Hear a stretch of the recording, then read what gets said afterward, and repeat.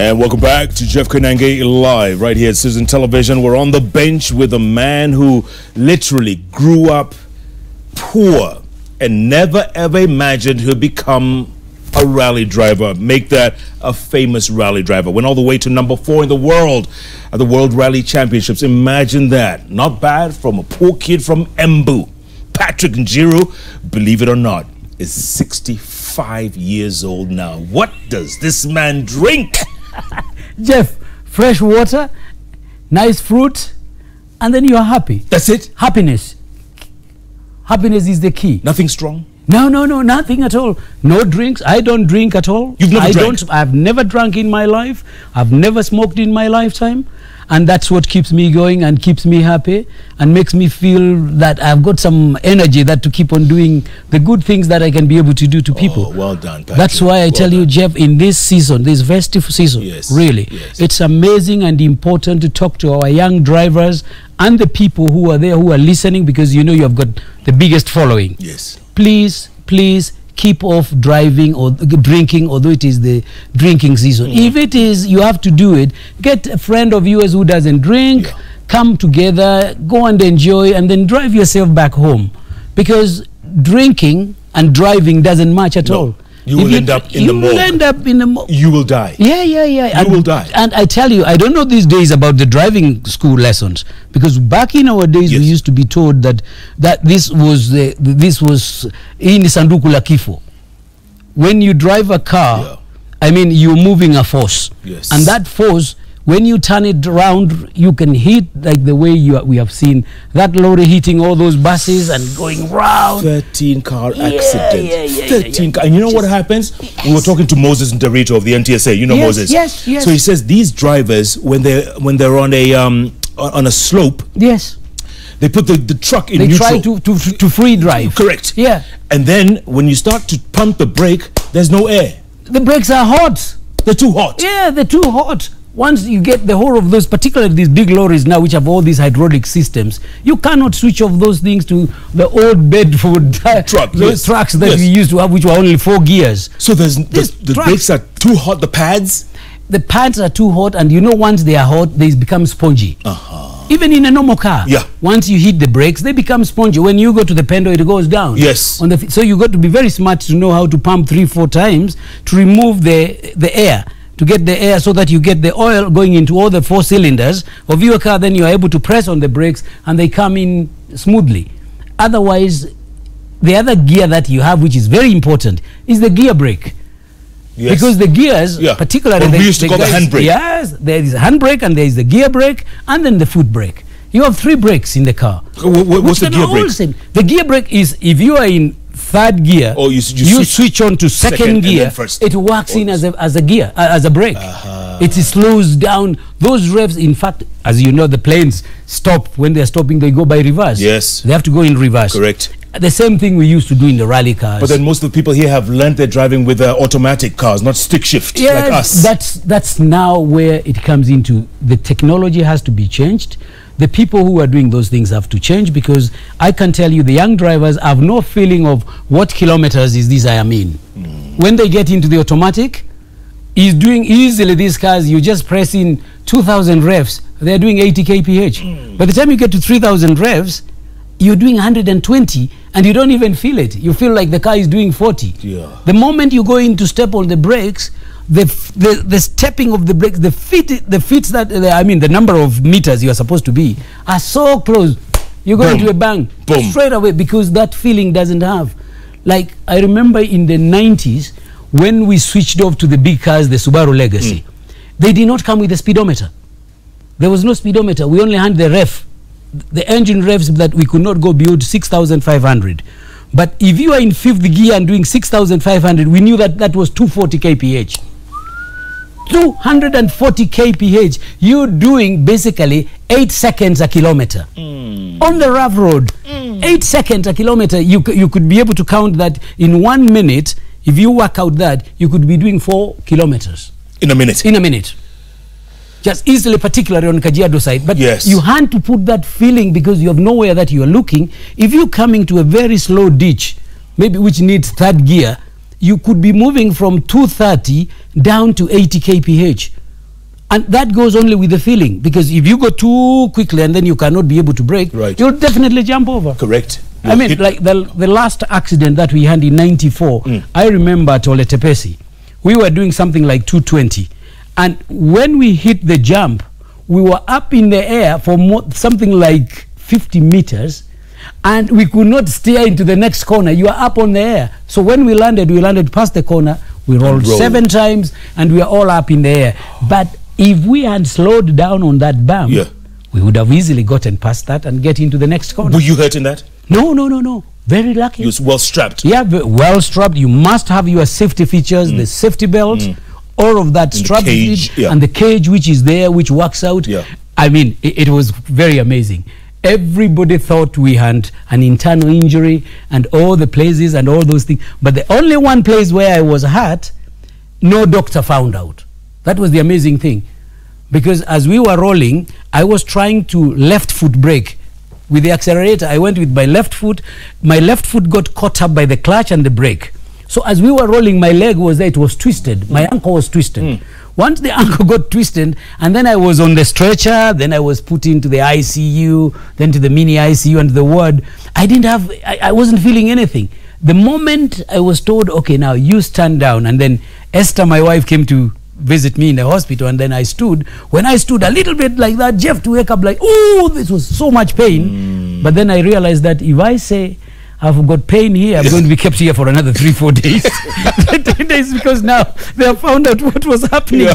But I mean, it's really, really important for the drivers to be able to be cautious, to be able to know that you are carrying lives.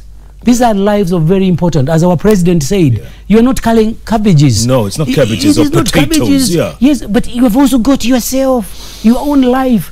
That is number one. That is why safety has to come with everything. Safety of the driving, the safety of our living starts with those individuals. Absolutely. But the amazing, Jeff, what I don't get about our people, the passengers in particular, the passengers, they never complain. They don't complain. These days with our phones which we have, you can just go to the GPS and you sit down in that car to find out what kilometers he's doing. And you find the matatu on Thika Road is 110, 120. And you know they're supposed to be 80. Now instead of everybody saying, hey, slow down, don't do this. No. No. Until it happens, then they want to start a blame. Correct. And that blame game cannot end without us taking responsibility. Okay, before we go to how you all started this, is it true that that my boss, Washira Waroro, Coach, was he in your service crew one time? Coach is the one actually who built me.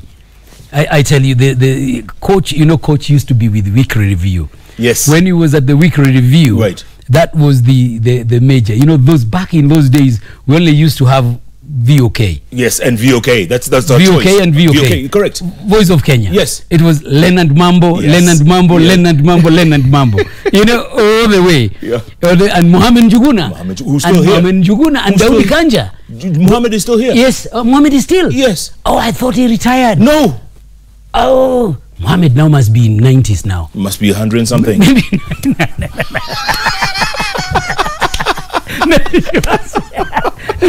Amazing guy. But he's still he looks like you. Yeah. He's very, very strong. But you know, with Washira was so well tuned and he liked rallying so much, such that, you know, he used to mobilize the press center at KICC and he will tell the people, hey, you are looking at Beyond World again and Kankunen, and we have Patrick Njiru here. Wait a minute, we have Patrick Njiru, our own guy. Yes. And you know, that brought this enthusiasm until the Japanese came and made a movie on me in 1988. Come on. All initiated by Coach. Wow. We used to call him Coach because he used to go into Kajiado and all those other areas, and he would tell you how the rally cars were coming, and he would come back and tell you how he saw everything was going. That's why you called him Coach. Yeah, that's why we called him Coach. I have been asking him why they call him Coach. He would never give me an answer. He got it. No, I was an amazing guy, and you know, not even on that, he has changed the whole of the media. Oh man, he's changed the whole of media completely. From KBC, KTN. Yes. He changed. I remember he had a fracas with Michuki one time when Michuki was the Minister for Internal Security, and he was telling Washira, no, you can't do like that. You can't take. And Coach was telling me, no. I told him this is news. It has to come in. Doesn't matter whether it's the national television at KBC. This has to come in. And he has brought that freedom. Yes. That's the amazing thing. Yeah. He has created the freedom where you find, actually, that is what is saving this country today.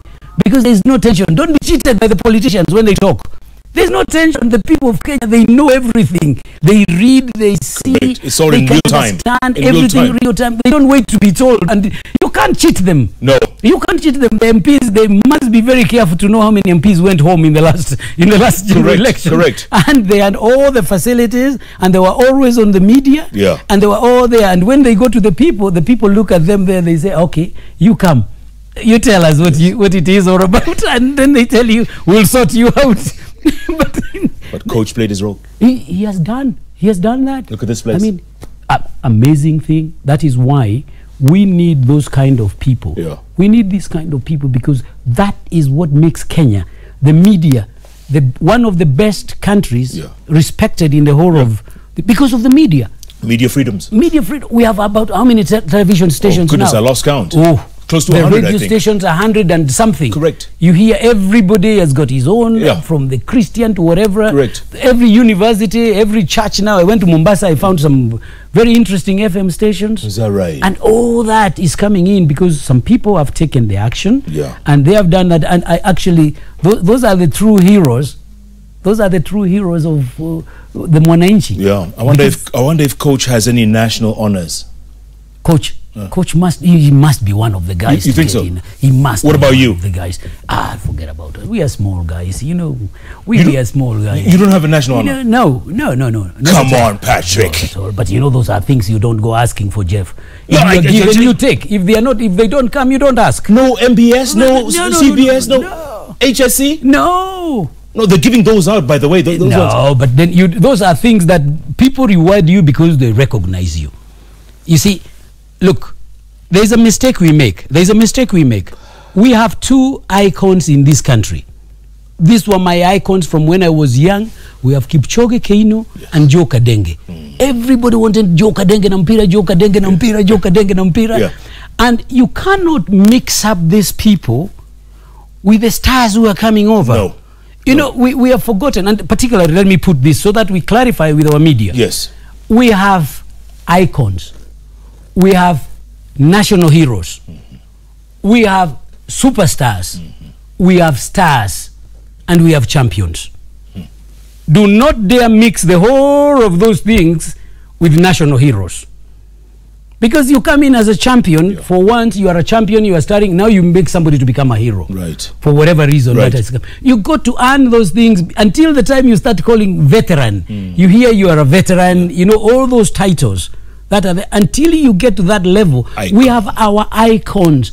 Those icons we have to look and respect. In fact, I made a trip all the way to Eldoret to tell Kipchoge Keino, don't get mixed up with all of this. You are an international icon, not Kenyan. Yeah.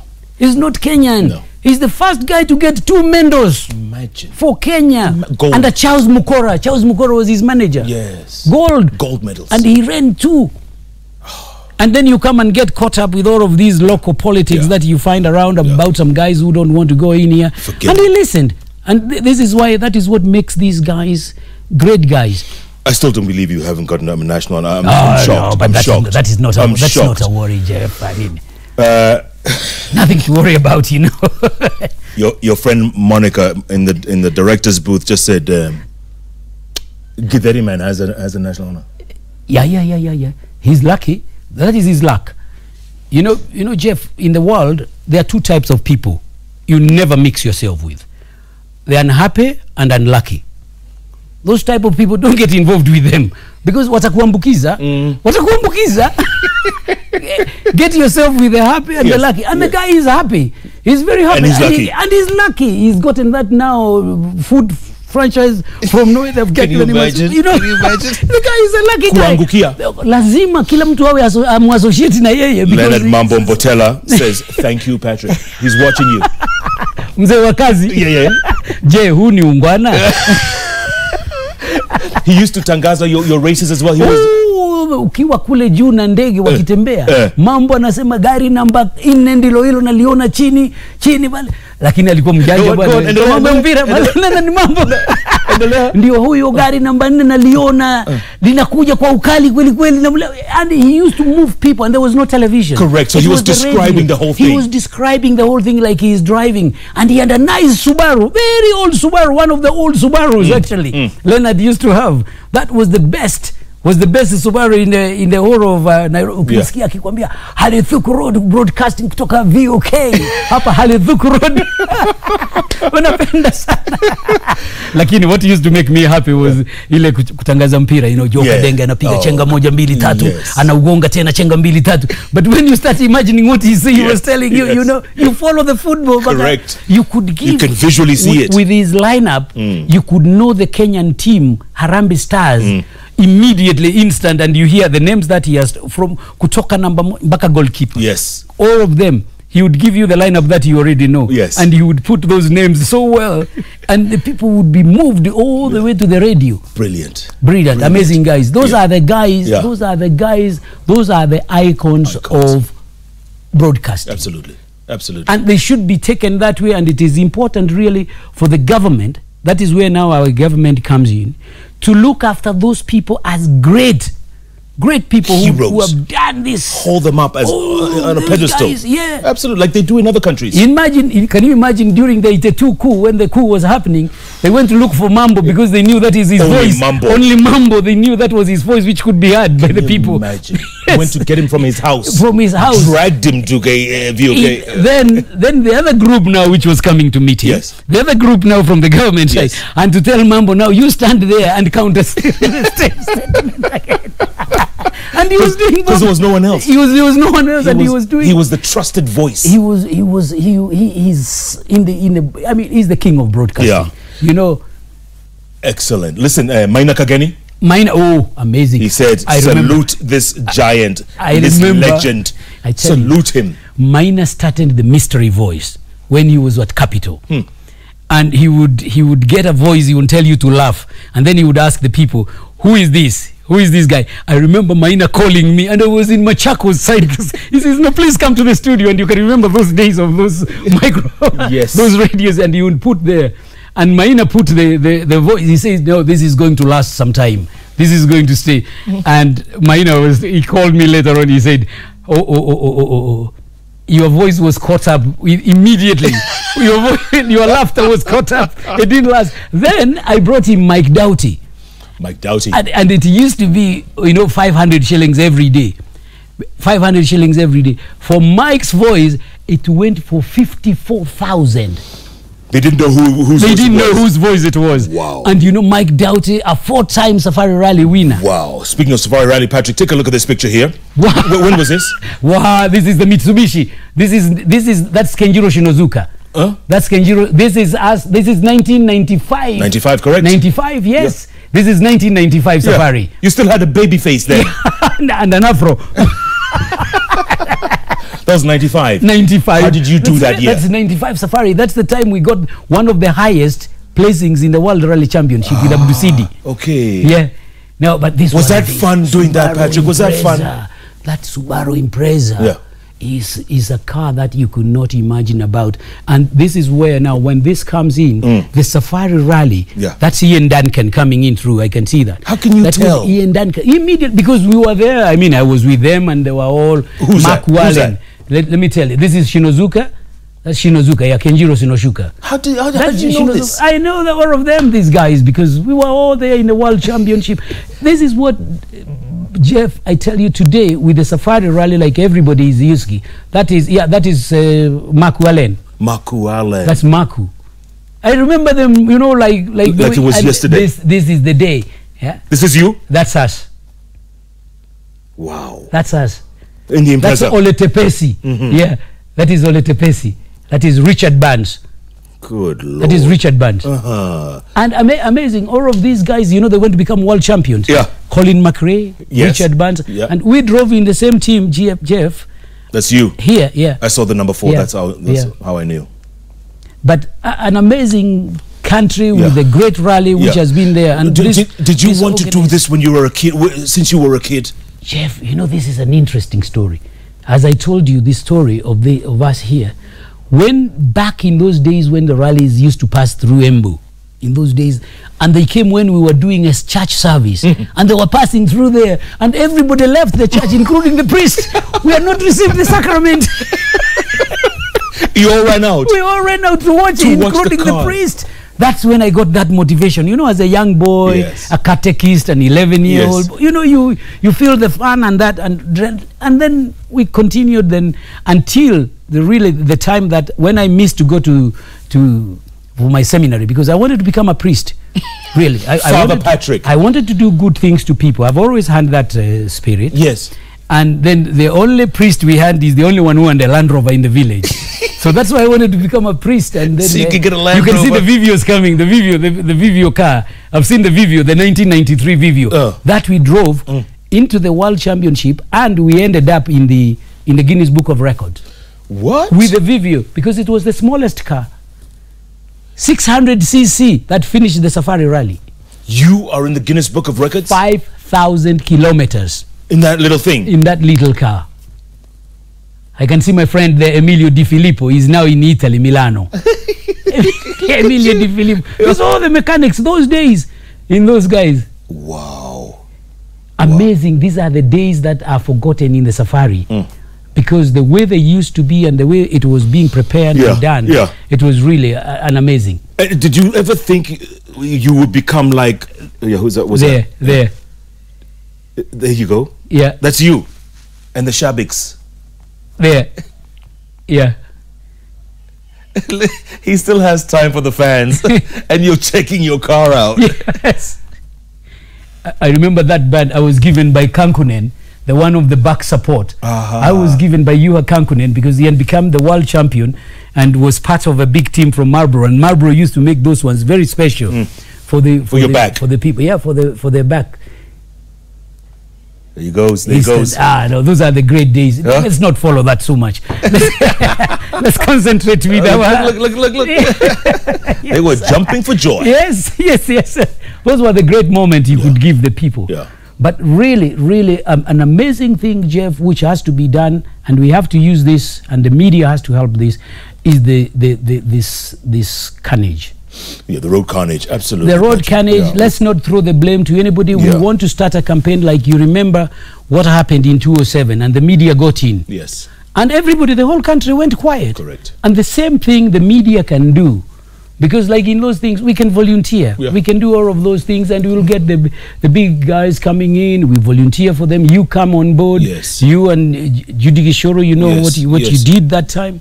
And everybody, the whole country came calm. Correct. Because it is the most important. Because if we don't go that way, the other way, now we involve the politicians. Yeah. Bring the NASA and Jubilee. Exactly. And then they'll start. You know, you bring them in to talk about this. It will take more message down to the people because it pulls a lot of people. You know, politics pulls more people to their stadiums than the football does. Correct. Imagine that. Yeah, I mean, imagine that. But more people have died this year than did in the post-election violence, Patrick. True. 2,000 plus. True. And the year's not over yet. True. Unbelievable. We have to get something. Yeah. We have to get something done, and to do it is now. And it is the people.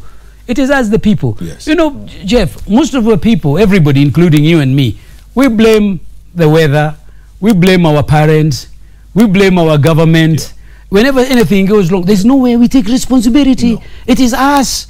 Let's do this. We forget that we have kept the government. We have put the government who are in there, and we are supposed to be putting them on tour. It is not that those guys are there because of their own. Correct. We have put them there. Yeah. We have incredible team. Right Honorable Odinga, Prime Minister, is such a smart guy. And I congratulate him for what he did. Yeah. Really, I mean, it is an amazing thing. He did the right thing. He's a statesman. Yeah. He's gone into the book of statesmanship. Likewise, you find our president and deputy president, they are equally magnanimous in those ways. Yeah. And there are ways where they can come and meet because of this country. We talk like now, all the topic should be, let's concentrate on the accidents first. Let's finish the festive season. Anything else that wants to come in, my advice, please bring it after January. Bring these people who are dying, as you have heard. This year we have killed more people than the violence. Can you imagine? I mean, let's do something at least to minimize that, to bring it down. and they have the way, the will. Absolutely. And to do that, and they have the following and of the use media. people like you. Yeah, exactly. Use people like you. Exactly. So, how did you end up in Japan, Patrick? Oh, that was a good story. Go on. That was a good story. Go on. That was a good story, Jeff. I met some guy. You know, those days we only used to see Japanese movies like karate and all of this. Yes. Nothing much more. Yes. But then I just came over, and I was after college, after my high school, I went to work in Mombasa. When I left the Polytechnic, I got my uncle, who was Kamwithi Munyi, who came and told me that he had gotten some scholarships for people to go to study in Japan. But then I said, hey, wait a minute, Japan. The only thing that we could be able to know or see were those movies of people cutting themselves and, you know, having those rice fields. There was nothing else. About Japan. Yeah, everybody was going in Kenya, everybody was going to America and England. Yes, correct. And then, you know, the other one was going to Russia. Yes. You know, that is how the country started being. Yes. So you Don't said... forget, I went to I was the first student to get a scholarship of over 2 years to go to Japan. So, The first Kenyan. So you arrive I arrived in Tokyo. First I arrived in Manila. And I find the thriller was taking place in Manila. Thriller in Manila? The thriller in Manila. That's the time I landed in Manila. No. Yeah. Muhammad Ali. Yes. Yes. And? I bought a shirt of which was being sold up to today is my souvenir. I still keep it. That's the Thriller in Manila. Yes, the Thriller in Manila. Then I go to Tokyo. I land in Tokyo in winter time. It was winter. When I landed there in winter, I had only a t-shirt because I had come from here. I know everybody was running around trying to get something warm for me. I said, what is this? Yeah. I never seen another weather. I only knew of rain and sunshine. And sunshine. That's all. it. Then I got to a country with 4 seasons. They are very discrete seasons. Correct. That's when I saw snow for the first time. And then I learned to drink green tea, which had no sugar. Right. No sugar. Bitter green tea. Bitter green tea. But you get used to it. Good. Very good for the health. Yeah. And then you get used to it. Then you continue and everything becomes good. And how long did it take you to learn the language? 3 months. What? 3 months intensive. Reading and writing and then come in. Can you write in Japanese? Yes. Read Japanese. It's got 5,000 characters. You know our alphabet is A, B, C, D. Yes, to up 26. 26. Yes. But the Japanese, I've got a slight version of Akasatama Hayarawa, which is equivalent to A, B, C, D. They say Akasatama Hayarawa.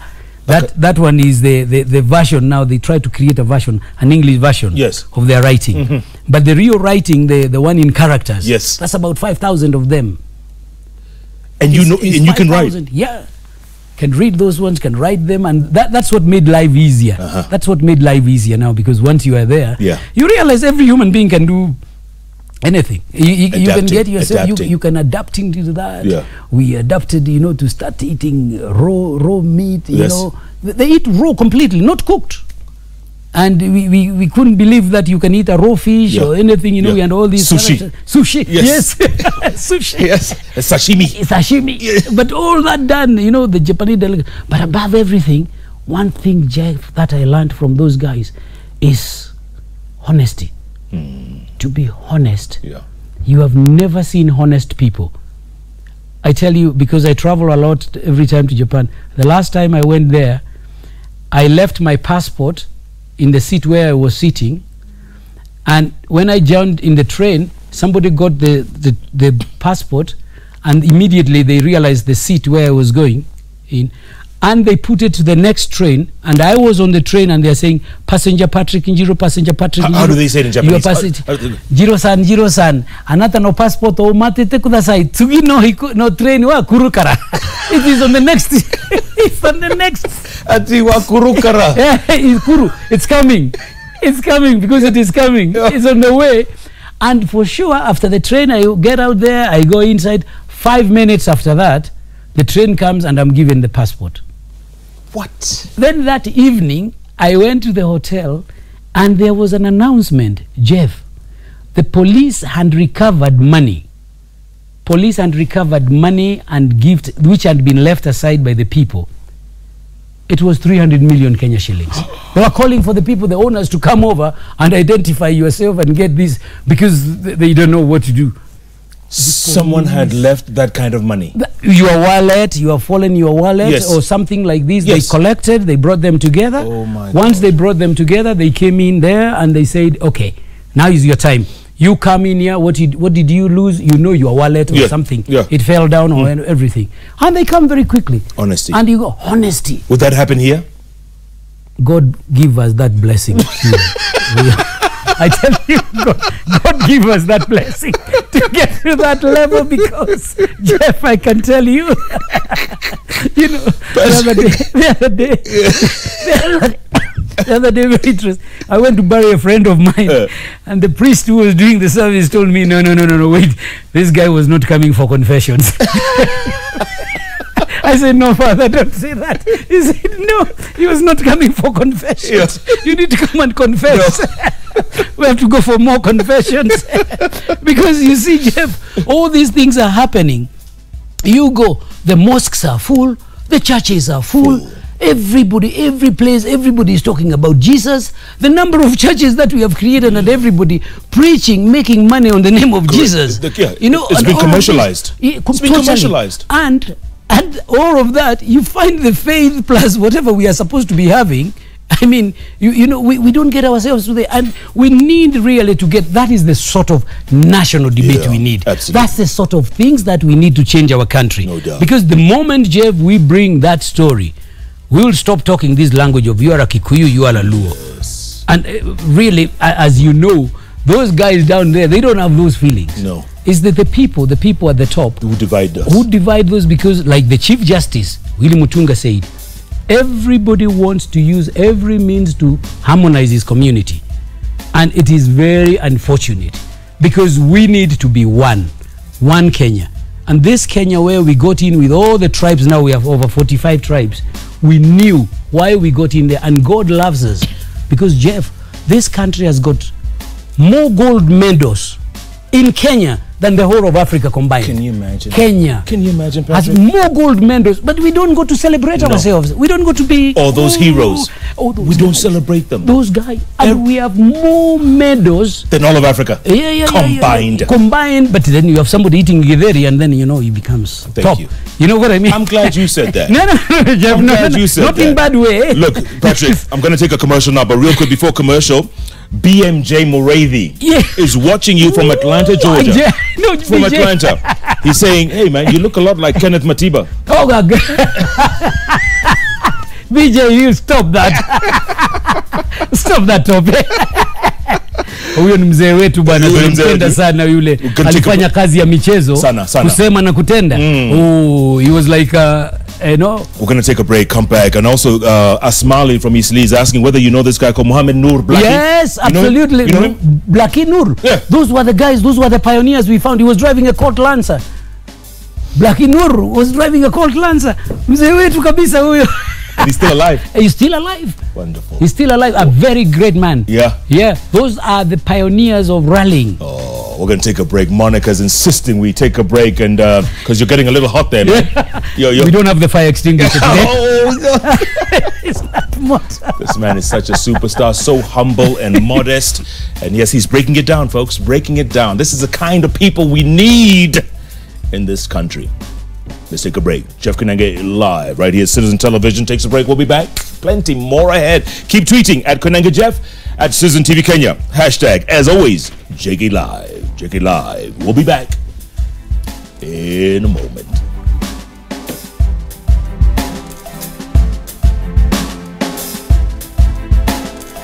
You're watching